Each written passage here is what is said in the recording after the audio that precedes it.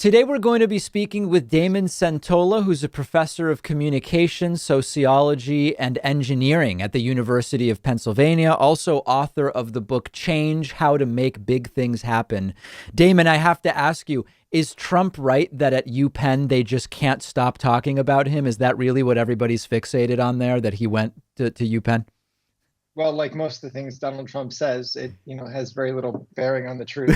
No, there are very few conversations about him. Most of what we talk about is how to fix the policies that he Right. put in place.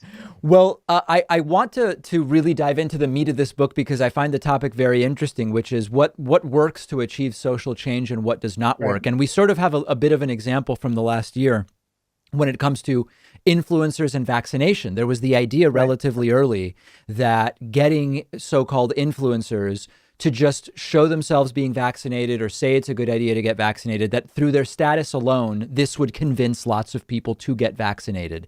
Good strategy, bad strategy based on your research? Yeah, I mean, the background here is that the notion of influencers or highly connected people as the key to social change really dates back to the 1940s. There's sort of nearly a century of research on this. And the way that we think about it is that people who are really disproportionately connected. And so obviously most of us know things on social media like the Kim Kardashian characters, right, who are massively connected. And I think that we have this intuition that comes from marketing that companies figured out very early on, which is that someone who's so massively connected could be really effective for spreading things like new brands of coconut water or new teeth whitening creams, right? Sure.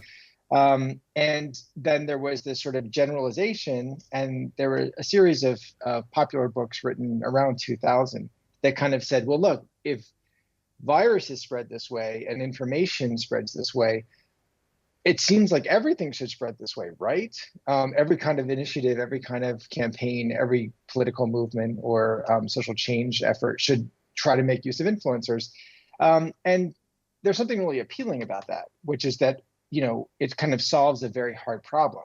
The very hard problem is, how do you get lots of people to change their beliefs or their behavior? Vaccination is one where there's obviously a lot of hesitancy, a lot of uncertainty, reasons why people would resist it. And so if we could just find the key people to initiate a change process, we would have a lot of very hard problems solved very quickly. Right.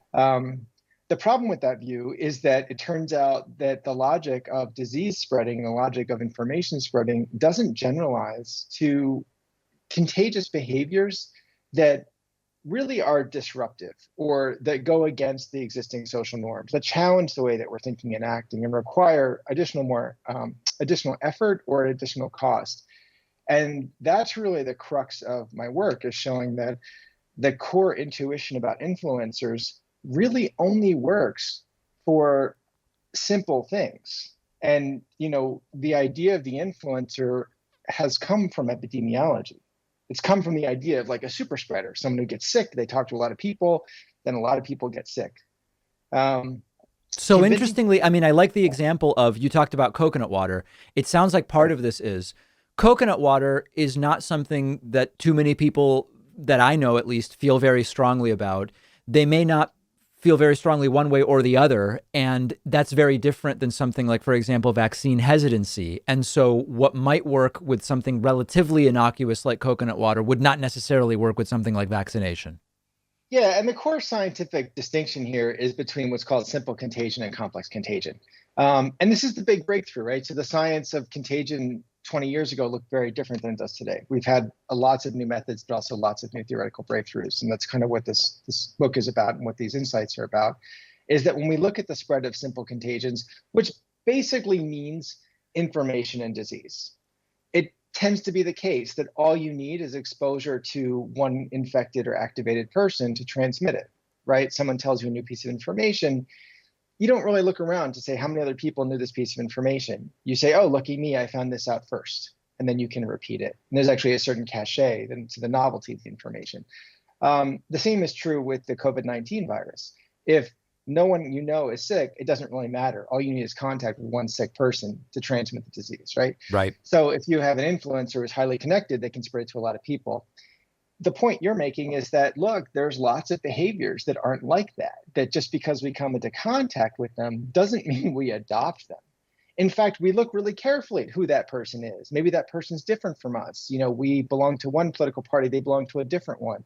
We have one group of social friends, they have very different friends.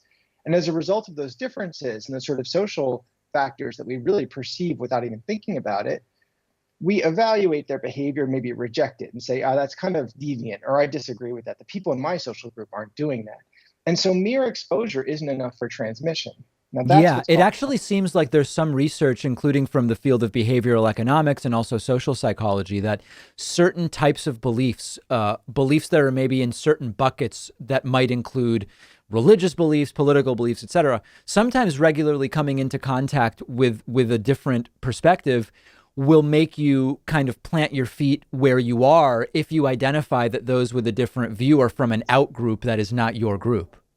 Yeah, and it even gets worse. It's not just planting your feet, it's actually you retreat back into you kind of double down on your position. Mm. There's the term biased assimilation just means we assimilate new information in kind of a biased way, where the bias of our group helps us determine what we believe, and we can actually become even more entrenched in our beliefs as a result of confronting conflicting ideas. But the punchline here is this discovery of complex contagion, that there's this whole class of things that we deeply care about, right? Everything from disruptive products to new political initiatives to initiatives for vaccination, are difficult to adopt, and they spread through networks in a different way. And it means that all of our classic theories, intuitions, and strategies from epidemiology and informational marketing not only don't work, but they can backfire in sort of the way you described, right? They can backfire in the sense that they can make people more entrenched in a position as opposed to helping loosen their biases or weaken their biases. But also, there's lots of really sort of famous cases of using influencers to advertise a product and making the product less appealing because of the way that the influencers were so different from everybody else. Oh, what are some examples of that? The most conspicuous one is Google Plus and Google Glass, right? So a lot of us remember Google Glass, and Google used the kind of influencer strategy. They got high profile, wealthy techie people in the San Francisco Bay Area, cutting edge people who are on the sort of forefront of socio-technical sophistication to start wearing glass. And the idea was this was supposed to create aspiration. We're all supposed to want to be like the influencer, which is the influencer model, right? And they go out to restaurants and coffee shops, and they sit around wearing their fancy eyewear, so everyone knows it's there, right? So lots of exposure. What wound up happening was this tremendous cultural backlash, and everyone remembers that the term was sort of invented by people who encountered this, the term glasshole, right, for someone who would actually wear it, and that was to distinguish people who were part of that sort of influencer cutting edge from the rest of us. And that was the sort of the crux of their failure, is they didn't take into account that most people have social norms that would cause them to reject this idea. Norms about surveillance in public, norms about just decorum in social interactions, the idea that you'd be browsing the web while talking to someone. Right. People were genuinely offended by this technology.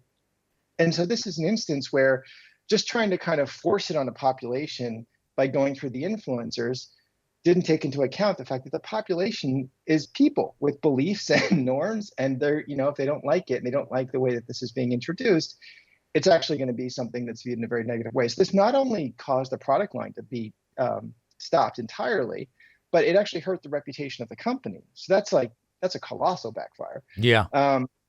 And so it's a good example of the sort of the issue when it comes to change. And the issue is social norms. The issue is you have to think about who the people are and what their beliefs are, and then how those beliefs could change.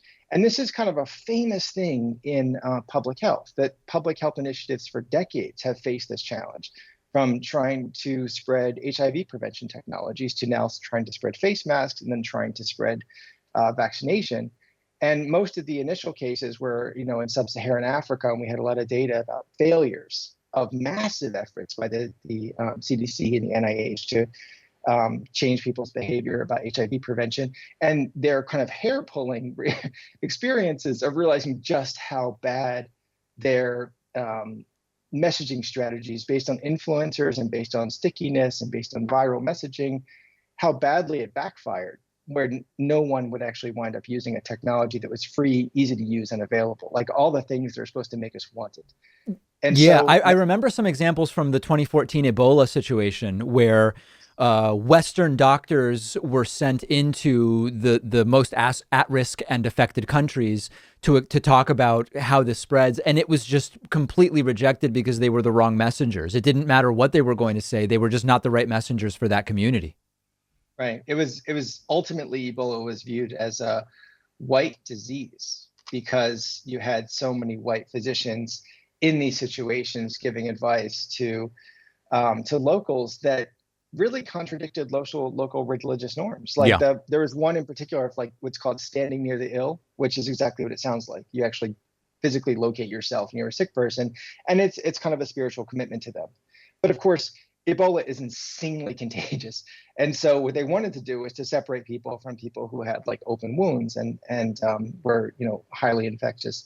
And so that was viewed as a kind of cultural profanity, and it sort of fell along race lines and along culture lines, and that again created a kind of distance. That physicians were this authority figure telling people what to do, and populations resisted.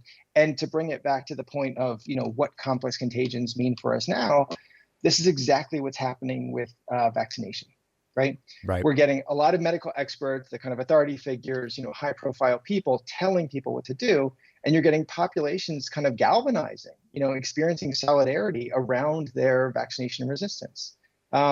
And so the whole strategy in the book, which the book was published before all this happened, right? But it actually is completely relevant to these challenges, because the whole strategy in the book is about when influencers fail, how to engage social networks in a way that can shift social norms and make people more receptive to new ideas. And so there's story after story. I talk about Black Lives Matter. I talk about the civil rights movement. I talk about the Berlin Wall protests, all these different sort of examples of how these social change initiatives succeeded. Actually, there are technology examples like Facebook and Twitter.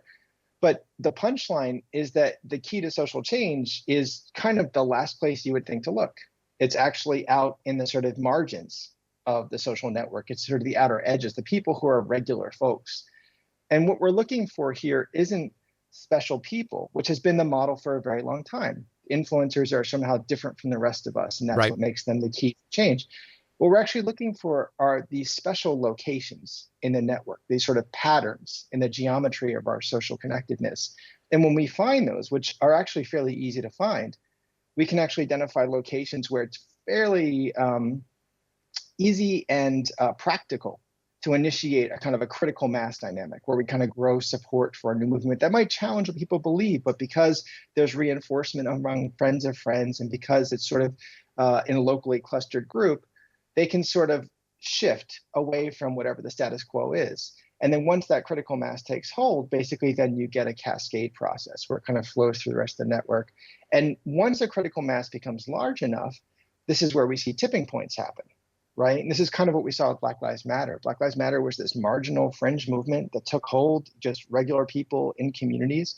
And then once it got large enough, you saw, white suburban housewives marching with, Black inner city youth for Black Lives Matter, which is something that no one could have anticipated, 5 years earlier. Right. And so it's a real change in like who's part of this process. And all of a sudden, everyone is part of this process. And that's when we see a tipping point. That's exactly what we see. Yeah, anecdotally, we've seen that even just with the growth of, you take any one of our platforms like YouTube, where there seems to be this geometric S curve that happens, where initially the amount of work required for a little bit of growth is huge, like our first 1,000 subscribers, our first 10,000 subscribers. You then get enough critical mass where maybe you get a tipping point where you quickly get to 100 or 200,000, and then there's a period where it slows down again, and then you get sort of to the next tipping point. Is that typical of the types of movements you study as well? Yeah, it's typical of almost every large scale growth curve. Mm, This was back in the 60s, 1969, 1970. There's this famous thing was called the Bass curve. And he was just describing like consumer electronics, durable goods, like refrigerators, or, like televisions, and like what those growth curves look like. But what wasn't explained was the social mechanics that allowed that growth curve to happen. And most right. importantly, that elbow in the curve where you go from slow growth into that kind of like rapidly accelerating, like exponential growth, week after week. what's happening at that elbow? And that was just unexplained. It was like, well, it took off. But like, okay, so what is that? And how, there are a lot of things that start to grow slowly and then peter out. So what's the difference between those two things? And that's where my book sort of answers that question. It says, well, plenty of things start to grow, but they never get into the networks in the right way. And so they kind of peter out. But if you get into networks in the right way, when you start to grow, you actually build, oh, that was one of my mics. You actually build an earphone that, I said you build an earphone, you can take that out. You actually build a kind of contagion process built within the infrastructure of the social network. Right. That then basically forms the basis of the critical mass. And that is the difference between the cases where you get that elbow up and the cases where you just kind of peter out. And that's kind of the powerful lesson, is that that's something we can control. We can do experiments on, and more importantly, we can develop policy around. That makes a ton of sense. And we've been speaking about much of what is in Damon Centola's book, Change, How to Make Big Things Happen. He is a professor in a number of disciplines at the University of Pennsylvania. Damon, so great speaking to you today. Absolutely. Thank you.